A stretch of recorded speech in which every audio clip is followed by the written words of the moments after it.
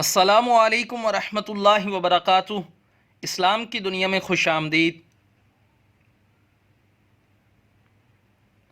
ہم سے عبداللہ یوسف تنسی نے بیان کیا، کہا کہ ہم کو امام مالک بن انس نے خبر دی، انہیں ابن شہاب نے، انہیں عبد الرحمن ارج نے، اور ان سے عبداللہ بن بحینہ رضی اللہ عنہ نے بیان کیا کہ رسول اللہ صلی اللہ علیہ وسلم کسی 4 رکعت نماز کی 2 رکعت پڑھنے کے بعد قاعدہ تشہد کے بغیر کھڑے ہو گئے۔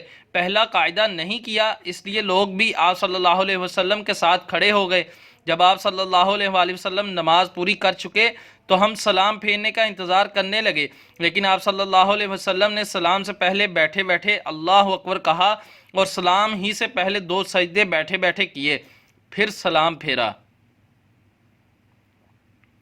مزید معلومات کے لیے اسلام کی دنیا چینل سبسکرائب کریں اور بیل آئیکن پر کلک کریں۔